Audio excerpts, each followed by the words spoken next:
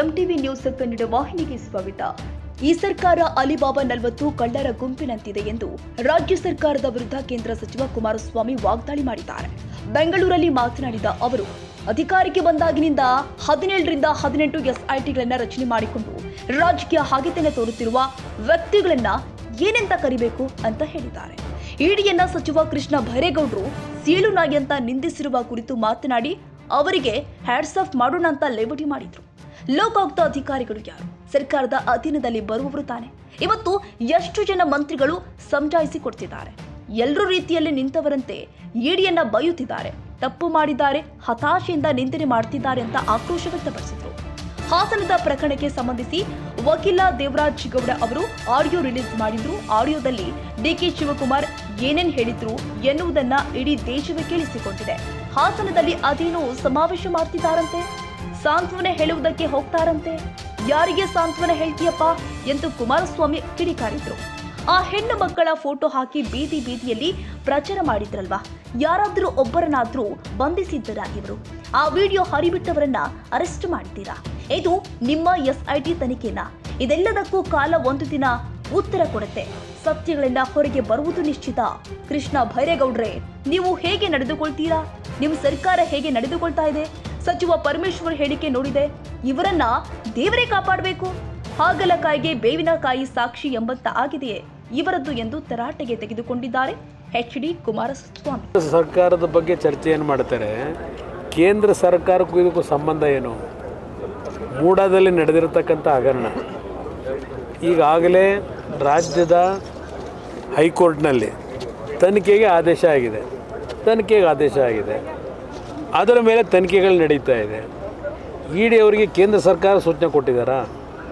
ಇಡಿ ಮುಂದೆ ಮೈಸೂರು ನಗರದಲ್ಲಿ ಇವತ್ತು ಗವರ್ನರ್ ಮುಂದೆ ಹೋದಂಥ ಒಂದು ವ್ಯಕ್ತಿಗಳೇನಿದ್ದಾರೆ, ಪ್ರಾಸಿಕ್ಯೂಷನ್ಗೆ ಪರ್ಮಿಷನ್ ಕೊಡಿ ಅಂತೇಳಿ, ಅವರುಗಳು ಇಡಿಗೂ ಸಹ ಇಲ್ಲಿ ಕೆಲವು ಹಣಕಾಸಿನ ವ್ಯವಹಾರಗಳು ನಡೆದಿರ್ತಕ್ಕಂಥ ಹಿನ್ನೆಲೆಯಲ್ಲಿ ಕಂಪ್ಲೇಂಟ್ ಕೊಟ್ಟಿದ್ದಾರೆ.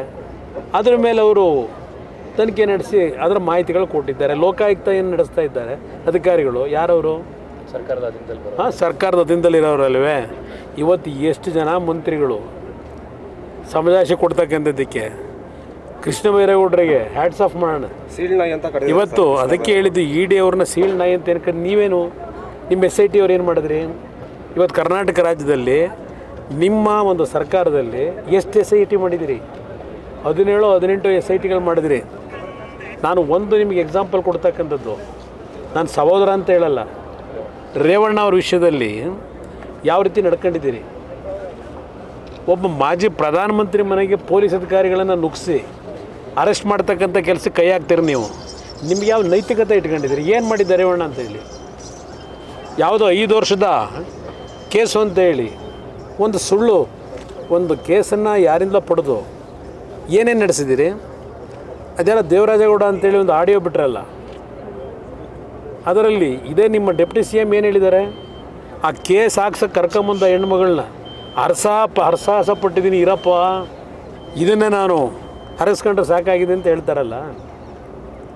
ಇವತ್ತು ಇದೇನೋ ಹಾಸನದಲ್ಲಿ ನಾಳೆ ದಿನ ಅದು ಎಂಥ ಸಮಾವೇಶ? ಜನಕಲ್ಯಾಣ ಸಮಾವೇಶ. ಏನೋ ಪಾಪ ಅಲ್ಲಿ ಸಾಂತ್ವನ ಹೇಳಕ್ಕೆ ಹೋಗ್ತಾರಂತೆ. ಯಾರಿಗೆ ಸಾಂತ್ವನ ಹೇಳ್ತೀಯಪ್ಪ?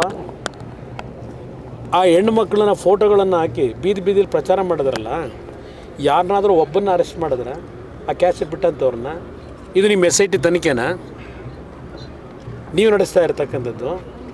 ಇವೆಲ್ಲದಕ್ಕೂ ಕಾಲ ಒಂದು ದಿನ ಉತ್ತರ ಕೊಡ್ತಿದ್ದೆ. ಕೆಲ ಸತ್ಯಗಳು ಹೊರಗೆ ಬರುತ್ತೆ. ಕೃಷ್ಣ ಬೈರೇಗೌಡ್ರೆ, ನೀವ್ಯಾಕೆ ನಡ್ಕೊತಾ ಇದ್ದೀರಿ? ನಿಮ್ಮ ಸರ್ಕಾರ ಇವತ್ತು ಯಾರ್ಯಾರು ಏನೇನು ಹೇಳಿಕೆ ಕೊಡ್ತಾಯಿದ್ರೆ ಪಾಪ ನಾನು ನೋಡಿದೆ, ಪರಮೇಶ್ವರ್ ಹೇಳಿಕೆ ನೋಡಿದೆ. ಇವ್ರನ್ನೆಲ್ಲ ದೇವರೇ ಕಾಪಾಡಬೇಕಿಲ್ಲ. ಆಗಿದೆ ಅಂದ್ರೆ ಈಗ ಹಾಗಲಕಾಯಿಗೆ ಬೇವಿನಕಾಯಿ ಸಾಕ್ಷಿ ಅಂತಲೂ ಅಂತಕ್ಕಂಥದ್ದು ಒಂದು ಗಾದೆ ಮಾತು ಒಂದು ಕಡೆ. ಇವ್ರ ಹೇಳಿಕೆಗಳಿಗೆ ನಿಂತವರಲ್ಲ ಕ್ಯೂ.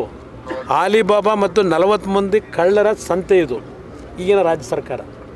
ಇವ್ರು ಹೇಳಿಕೆ ಕೊಡ್ತಾ ಇರ್ತಕ್ಕಂಥ ನೋಡಿದ್ರೆ ಚರ್ಚೆ ಮಾಡೋಣ ಮುಂದೆ.